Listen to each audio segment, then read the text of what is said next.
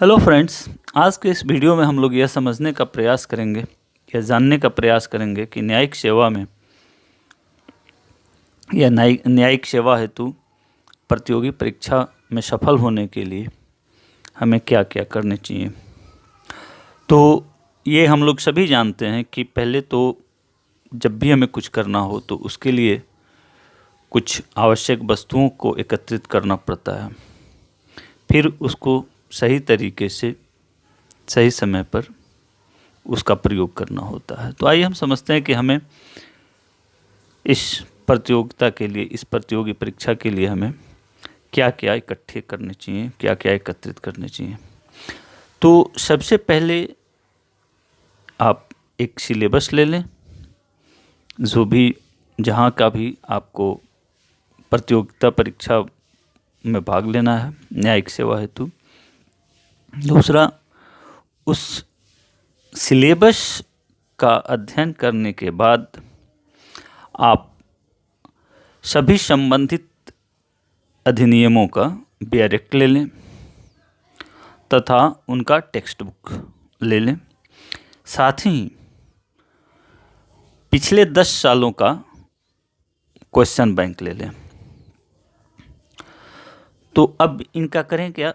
तो सबसे पहले इसको इतने लेने के बाद आप बेयर एक्ट को पढ़ें, कम से कम 4 बार 5 बार। बेयर एक्ट को समझ में आए ना समझ में आए इससे कोई फ़र्क नहीं पड़ता है, आप उसको पढ़ें। जब 4 बार 5 बार पढ़ने के बाद आपको ऐसा लगेगा कि आप कुछ समझ रहे हैं, आपको कुछ शब्दों से परिचय हो रही है, उसके बाद आप टेक्स्ट बुक पढ़ें।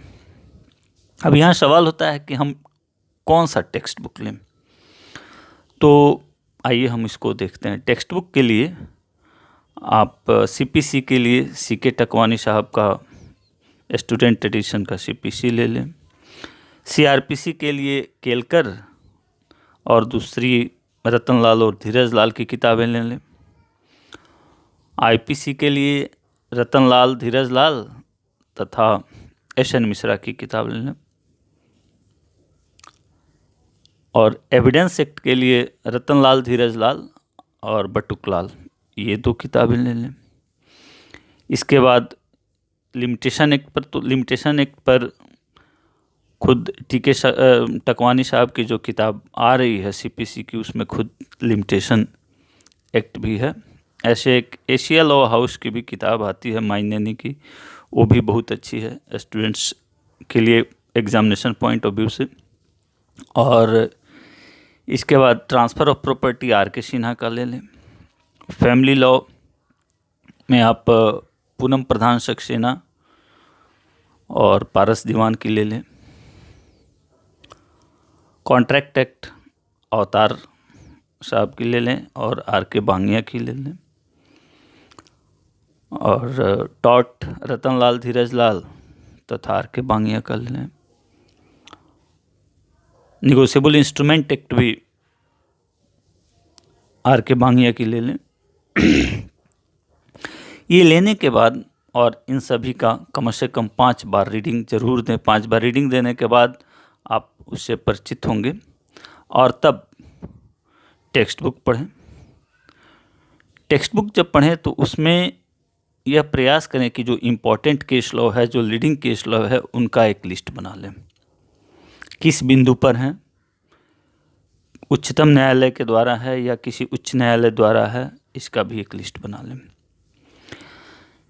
और टेक्स्ट बुक का अध्ययन करने के बाद आप जो पिछले 10 साल का क्वेश्चंस बैंक है उनका अध्ययन करें और यह प्रयास करें कि अधिकतम कौन से क्वेश्चंस, किस टॉपिक पर अधिकतम सवाल पूछे गए हैं, उनका एक अलग सूची बनाकर पुनः उस पर आंसर लिखने का, खुद लिखने का प्रयास करें।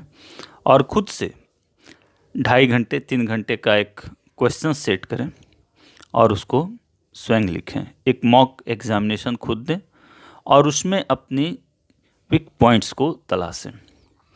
जब अपनी वीक पॉइंट्स जान जाएं तो उनको दूर करने का प्रयास करें।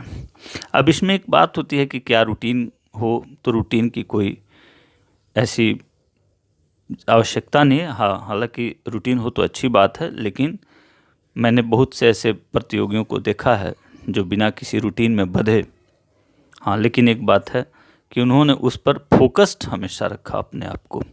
तो इस पर फोकस्ड रखें। और साथ साथ अब इंग्लिश भी आ गए हैं जुडिशियल सर्विसेज के एग्ज़ाम में, तो इसमें आप किसी भी अच्छे ऑथर का ग्रामर की किताब ले सकते हैं और डिक्शनरी ले सकते हैं और इसको पढ़ें।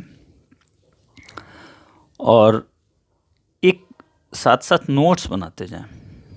नोट्स बनाने में आप उसको हमेशा अद्यतन रखें जब भी, और हमेशा जो कुछ भी हर अधिनियम में कुछ न कुछ संशोधन अधिनियम पार्लियामेंट द्वारा किया जाता है, तो उससे अद्यतन रहें। ये कभी कभी डिसाइडिंग फैक्टर बन जाता है।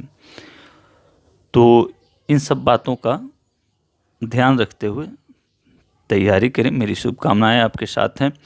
यदि इस तैयारी के क्रम में आपको लगता हो कि मैं कुछ कर सकता हूं, तो आप मेरे चैनल के ज़रिए सवाल कर सकते हैं कमेंट बॉक्स में लिखकर।